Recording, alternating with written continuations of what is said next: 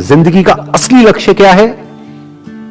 Self knowledge, self understanding. उसकी बात यहां पर करी जा रही है कि चाहे आपको बाहर की दुनिया में कितना भी मिल जाए, लेकिन अभी आपका लक्ष्य पूरा नहीं हुआ है तो बैठो मत, सोते मत रहो, उठ जाओ। आपका लक्ष्य क्या है? खुद को जानना। और जब तक वो लक्ष्य पूरा नहीं हो जाता है, जब तक खुद को आप नहीं जान लेते हो, तब तक मत रुको। यही एक इंसान का लक्ष्य होना चाहिए और यही एक इंसान का सबसे बड़ा लक्ष्य है। क्योंकि अगर आपने पूरी दुनिया को भी जान लिया और खुद को ही नहीं जाना तो क्या जाना? अगर आपने पूरी दुनिया को जीत लिया, मैं कहता हूं दुनिया छोड़ो, पूरे ब्रह्मांड को जीत लिया, लेकिन अगर खुद को ही नहीं जीता, क्या जीता? तो आप जीत करके भी हार गए। और ऐसे एक नहीं, दो नहीं, बहुत सारे एग्जाम्पल्स हैं अगर आप हिस्ट्री को उठा करके देखोगे, जिन्होंने पूरी दुनिया को जीत लिया लेकिन जीतने के बाद भी खाली के खाली अंदर से।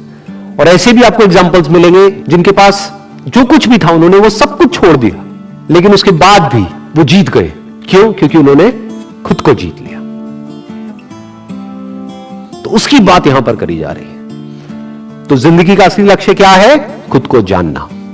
जिसने खुद को जान लिया, उसने सिर्फ खुद को नहीं जाना है, उसने भगवान को भी जान लिया।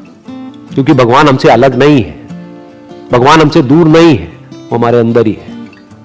और इसी के साथ में एक और कोटेशन जुड़ी हुई है इनकी, you can not believe in God until you believe in your self. जो बात ये कह रहे हैं उस बात को एक और तरीके से भी कहा जा सकता है कि भगवान भी आपकी मदद तभी करेगा जब आप खुद अपनी मदद करने के लिए तैयार हो। जैसे इससे मुझे एक बड़ी इंटरेस्टिंग कहानी याद आ रही है।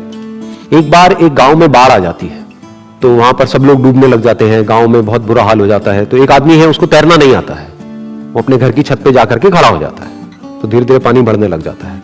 जब पानी उसकी छत तक पहुंच जाता है तो वहां पर एक नाव आती है, एक रेस्क्यू बोट आती है उसको बचाने के लिए। वो आती है, कहती है कि बैठ जाओ, अब ये पानी भरने वाला है, तुम्हारी छत भी डूब जाएगी थोड़ी देर में। वो कहता है नहीं, मुझे तो मेरा भगवान बचाएगा।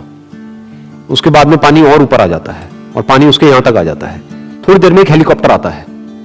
वो हेलीकॉप्टर आकर के ऊपर से लाउड स्पीकर से बोलता है, चीख चीख करके कि अभी भी वक्त है, आ जाओ, ये जो रस्सी हमने फेंकी है इसको पकड़ लो तो तुम बच जाओगे। वो कहता है नहीं, मेरे को इस रस्सी की जरूरत नहीं है, मुझे मेरा भगवान बचाएगा। वो डूब जाता है, मर जाता है।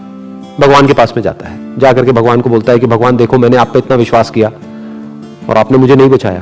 तो भगवान खींच करके उसको थप्पड़ मारते हैं और भगवान कहते हैं कि एक बात बता, वो जो बोट भेजी थी वो किसने भेजी थी? वो जो हेलीकॉप्टर भेजा था वो किसने भेजा था? वो रस्सी फेंकी थी वो किसने फेंकी थी? वो सब मैंने ही तो किया था। अरे मूर्ख, तू भी तो कुछ कर, तुझे भी तो अपना हाथ बढ़ाना पड़ेगा। मैंने तुझे अपना हाथ दिया तो मेरा हाथ तो पकड़ कम से कम। तो अंधविश्वास से काम नहीं चलता है। यही फर्क है अंधविश्वास में और विश्वास में।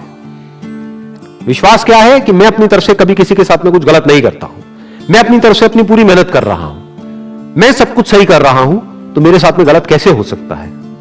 भगवान बैठा तो है। यह विश्वास है। अंधविश्वास क्या है कि मैं कुछ ना करूं, जो करेगा भगवान करेगा।